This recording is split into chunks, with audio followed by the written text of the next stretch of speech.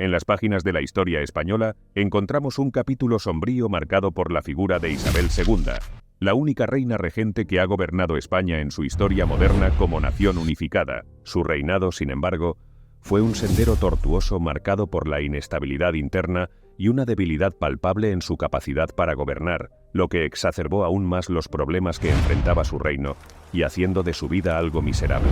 Bienvenidos al Tesoro de Cleopatra. Hoy el telón se levanta para revelar una triste y desgraciada historia de una monarca cuyo destino parecía predestinado al fracaso.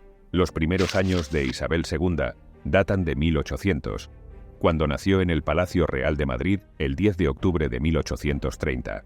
Era la hija mayor del rey Fernando VII, quien había gobernado España intermitentemente desde 1808, durante las guerras napoleónicas. Su madre era la reina María Cristina de España.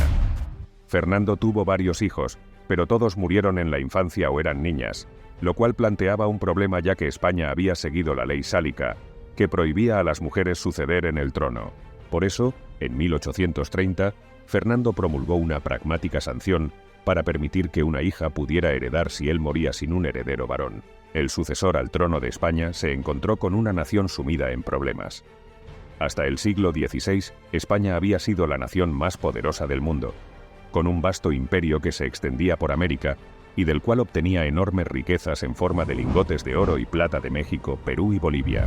Sin embargo, su incapacidad para innovar y desarrollar una economía capitalista y comercial, como las que surgieron en otros países europeos, llevó a la decadencia y al atraso. A principios del siglo XIX, España perdió gran parte de su imperio debido a la independencia de naciones como México, Argentina, Gran Colombia y Perú. En este contexto, Isabel II ascendió al trono siendo aún una niña, ya que su padre falleció a finales de septiembre de 1833, cuando ella no había cumplido los 3 años. El camino hacia su reinado no estuvo exento de desafíos. La disputa de sucesión entre su hermano Carlos y la regente María Cristina condujo a la Primera Guerra Carlista, una guerra civil sangrienta que finalmente fue ganada por María Cristina y su hija Isabel. Durante estos años, Isabel fue considerada un símbolo de libertad y paz para muchos en España, pero ni mucho menos esta popularidad fue así por mucho tiempo. Una vez alcanzó la edad adulta, Isabel II se casó con Francisco de Asís, duque de Cádiz, por razones políticas que buscaban estabilizar el régimen. Pero aquí fue donde se originó la mala fama de que la condenaría el resto de la vida. A pesar de tener 12 hijos, el matrimonio fue un fracaso y se especulaba que Francisco no era el padre de todos sus hijos. Estos rumores de infidelidad y la mala gestión de la reina en sus primeros años de gobierno aumentaron su imagen negativa en el país. A pesar de todas las críticas por su gestión en el gobierno, también hay que recalcar el legado constitutivo que dejó, como la abolición de la esclavitud en las colonias españolas y el fomento de la industrialización. En el verano de 1854, el Partido Progresista consiguió hacerse con el poder en Madrid, liderado por Francisco Martínez de la Rosa y Leopoldo O'Donnell. Pretendían reformar el gobierno español para erradicar los niveles endémicos de corrupción en su seno y comenzar a modernizar la economía, la cultura política y el pensamiento intelectual de España, ya que estaba muy atrasada con respecto al resto de Europa, y al declarar que esta era su aspiración, afirmaron que querían preservar la monarquía, pero creían que la cultura cortesana que había rodeado a los gobernantes de España durante siglos necesitaba una reforma drástica. Así pues, Isabel iba a ser arrastrada al proceso de reforma, le gustara o no. El movimiento reformista alcanzó su máxima intensidad entre 1854 y 1856, promoviendo ideas que habían surgido en toda Europa en el siglo XVIII, como la reducción de la censura y la libertad de asociación políticas, que por fin se permitieron por primera vez en España, en esta época en la que los reformistas trataban de crear un Estado-nación moderno. Isabel no trató de bloquear estas medidas, pero estaba claro que no era una aliada de la corona. O'Donnell, de la Rosa y los demás progresistas del gobierno lideraron el movimiento, pero no fue más allá de la década de 1850, consumiéndose en pocos años. Estos elementos más moderados consiguieron asegurarse la autoridad, tanto porque Isabel era más favorable a ellos, como porque supervisaron una política exterior exitosa, incluyendo una guerra con Marruecos a finales de la década de 1850 y la recuperación de la isla de Santo Domingo en el Caribe a principios de la década de 1860, tras casi 2 décadas de independencia dominicana. Este último proyecto fue propuesto directamente a Isabel por el general Pedro Santana en 1860, a lo que ella dio su aprobación explícita. Aunque en muchos aspectos fue una monarca ceremonial durante gran parte de su reinado, Isabel desempeñó un papel directo en algunos asuntos.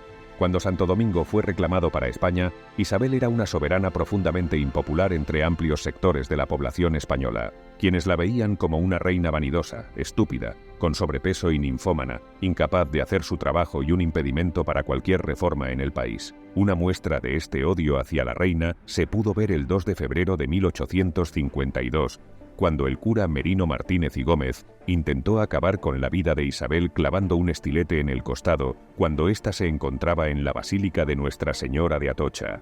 Este atentado sin duda marcó huella para la reina, condenando a muerte al agresor. En el otoño de 1866, una gran reunión de descontentos de los movimientos democráticos y progresistas se celebró en la ciudad belga de Ostende. Muchos de los participantes habían desempeñado un papel en el movimiento progresista a mediados de la década de 1850 y se sintieron decepcionados por los resultados. En Ostende acordaron un pacto para intentar derrocar a Isabel e iniciar un gran programa de reformas en España. La Revolución Gloriosa en España se produjo en septiembre de 1868, como consecuencia directa del anterior Pacto de Ostende. Comenzó con una revuelta naval en la ciudad portuaria de Cádiz y fue acompañada por revueltas simultáneas en Madrid y otras ciudades y pueblos.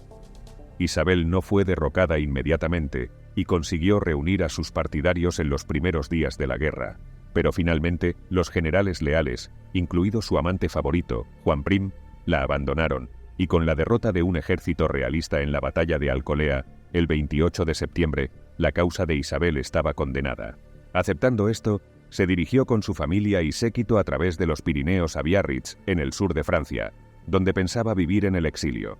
Abandonó España el 30 de septiembre de 1868, fecha que suele considerarse el final de sus 35 años de reinado. Tras su deposición, Isabel y el resto de la familia real se instalaron en Francia, principalmente en París durante la Belle Époque. En aquella ocasión, regresó a su país durante un breve periodo, pero se encontró con que tenía prohibida la entrada en Madrid, por lo que regresó a la capital francesa. Allí mantuvo una relación con su jefe de gabinete Ramiro de la Puente en sus últimos años de vida, dando paso a la muerte el 9 de abril de 1904, a los 73 años, probablemente de gripe. Su cuerpo fue trasladado a España para ser enterrado junto al de sus predecesores como reyes de España en el Palacio de El Escorial, celebrando su funeral el 16 de abril en San Francisco el Grande. Después de una vida tan tumultuosa, la reina Isabel II de España pasó a ser conocida históricamente en su país como la reina castiza y la de los tristes destinos. Como se puede observar, Isabel II de España tuvo un controvertido reinado, enfrentando desafíos políticos y sociales mientras intentaba modernizar el país a lo largo de su gestión como monarca. Su gobierno fue objeto de críticas y su caída y exilio marcaron el final de una época turbulenta en la historia de España. Si te ha gustado el vídeo, no te puedes perder nuestra publicación más reciente, seguro que te gustará. Recuerda darle like y suscribirte para más vídeos como este.